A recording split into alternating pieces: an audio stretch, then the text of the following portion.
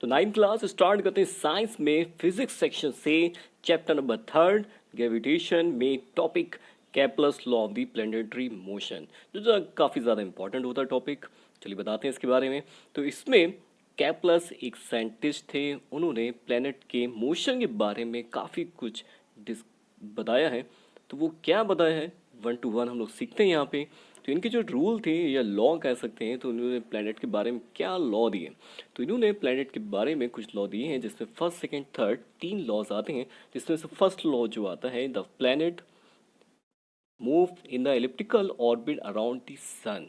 ये तो हम लोग जानते हैं कि सन के चारों ओर सारे के सारे जो है प्लैनेट उसके चारों ओर घूम रहे हैं, लेकिन वो जो घूमने का जो इनका एक पाथ है वो किस शेप का है, इन्होंने क्लियर करा कि वो जो पाथ है जिसके में प्लैनेट सारे सन के चारों घूम रहे हैं, उसका पाथ का नाम है एलिप्टिकल।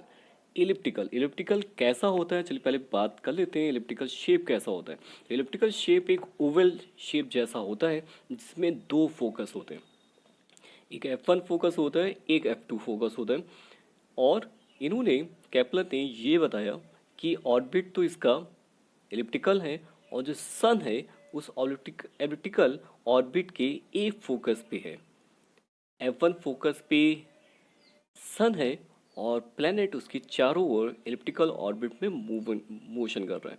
तो यानी कि एक बार प्लैनेट बहुत करीब आ जाएगा सन के, और एक बार काफ़ी दूर पहुंच जाएगा। यानी कि अगर वो आता है ए पॉइंट पे तो बहुत नज़दीक होगा, और जब आता है बी पॉइंट पे प्लैनेट तो काफ़ी ज़्यादा दूर हो सकता है। तो यानी पहली कंडीशन तो ये बताई है, या planet move in elliptical orbit around the sun with a sun at one of the two foci. Foci is the plural of the focus of the elliptical orbit. ये तो पहला आपका लॉ हो गया।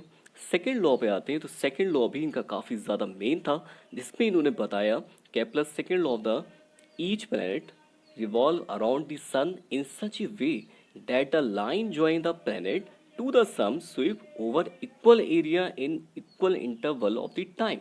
तो अभी मैंने बोला था आपसे कि जो सन के चारों प्लैनेट मूव कर रहा है एलिप्टिकल ऑर्बिट में कर रहा है, और सन उसके एक फोकस पे है।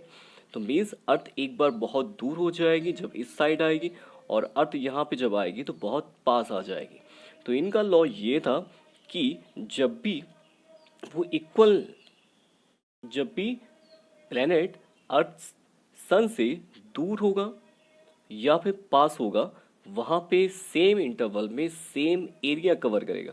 जैसे फॉर एग्जांपल ए पे प्लैनेट था, मिस अर्थ थी, कुछ टाइम के बाद वो बी पॉइंट पे आ गई। सपोज कि 1 आवर के बाद ए से बी पे आ गई, तो इस सन के साथ जितना एरिया उसने स्विप किया होगा सेम है जब इस साइड आएगी। ए से ए डैश बी डैश बोल सकते हैं, ए से बी पे दोबारा यहाँ पे आएगी ए डैश बी डैश में। तो यहाँ पे पास होने की वजह से एरिया तो 1 घंटे में बहुत कम शिफ्ट होगा। उसके लिए वहाँ पे प्लैनेट अपनी स्पीड इंक्रीज कर लेगा ताकि ज़्यादा एरिया कवर करे, मीन्स वो एरिया कवर करे जितना एरिया इस 1 घंटे में उसने कवर किया था। तो जब इस साइड प्लैनेट होगा तो अपनी स्पीड थोड़ी इंक्रीज कर लेगा, जिससे वहाँ पे एरिया जो है वो करेगा कवर उसी इंटरवल में जितना एरिया इस साइड कवर किया था सेम हो जाए। तो यानी कि अर्थ या कोई प्लैनेट सन के पास में होता है तो अपनी स्पीड इंक्रीज कर लेता है, जब दूर होता है तो स्पीड अपनी थोड़ी सी स्लो कर लेता है ताकि एरिया वो सेम कवर करे उसी इंटरवल में। तो ये तो सेकंड लॉ था। इसके बाद आते हैं थर्ड लॉ, जो काफ़ी ज़्यादा इंपॉर्टेंट है। तीनों लॉ मीन्स तीनों ही लॉ एक साथ पूछे जाते हैं, तो तीनों ही लॉ को रेडी करने हैं। तो थर्ड लॉ होता है इसमें Kepler third law of the state, the cube of the mean distance of A planet from the sun is directly proportional to the square of the time it takes a move around the sun. इसमें planet के बारे में तो जानते हैं कि कोई planet जो होता है सन के चारों ओर एक राउंड पूरा करने में उसका एक टाइम पीरियड होता है कि इतने टाइम पीरियड में उसको कवर कर लेगा। वो जो डिपेंड होता है उसकी डिस्टेंस पे कि आखिर वो सन से प्लैनेट कितनी ज़्यादा दूर है। जितना ज़्यादा दूर होगा उतना ज़्यादा उसको टाइम पीरियड लगेगा एक राउंड पूरा करने में। लेकिन इसके बीच केप्लर्स ने एक लॉ भी रिप्रेजेंट कर दिया कि आखिर कितना टाइम उसको लगेगा इस डिस्टेंस के अकॉर्डिंग जितना वो उससे दूर होगा।